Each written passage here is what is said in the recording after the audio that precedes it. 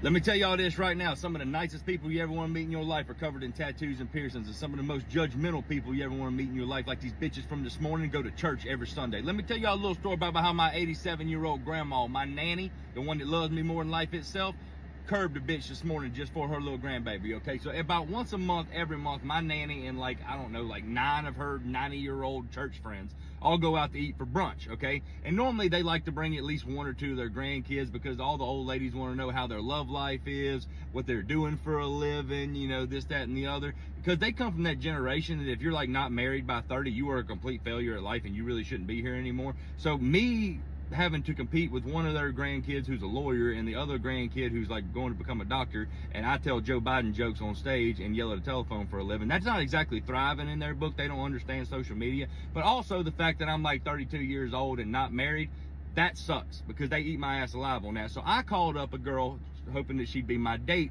for this little brunch thing tomorrow. Now the girl that I called up, my nanny absolutely adores. My nanny has been begging me for years to marry this girl and give her great grandbaby. So my nanny was all excited about it. I didn't tell her that it was just kind of for the day, but anyway, nanny's excited. We go to brunch, all right? And we're sitting there with like 9 of them, and the age range of these women are like from 80 to 250. Like they sign their checks in hieroglyphics. They really do. And I'm sitting there, all right? And they're going around the table and they're gossiping, and we've been there for like 2 hours already.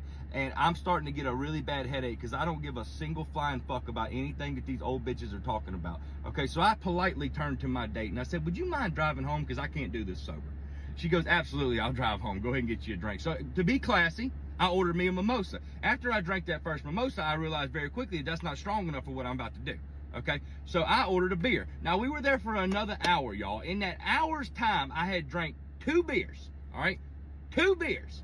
And the waitress came back around to the table and she was like, is there anybody need anything else before I bring the check? Well, I asked the waitress, because I know that we're fitting to be here for at least another 30 minutes. I said, can I get 1 more beer, ma'am? I was just nice as I can be. As soon as I said that, this bitch, Miss Martha, who is everybody's least favorite person in the church, okay? She's one of these women who has got to have attention on her. Like, she wears Kentucky Derby hats and shit to church for no reason at all. It'd be 150 degrees outside. She looked like she's fitting to run a damn race at Kentucky Derby. It's terrible, really. She looked like Joe Biden's wife. It's fucking hideous, okay? But anyway, she looks over at me and she goes, what did you just say, Zach? And I said, well, I just asked for 1 more beer. And she goes, Zachary, isn't that your 3rd beer this morning? I went to go open my mouth to say something to her, which I was going to be polite. About the time that I opened my mouth, Nanny's hand slapped over my mouth. It was like, I looked at Nanny, and Nanny looked straight at Miss Martha. And she goes, Martha, isn't that your 3rd husband?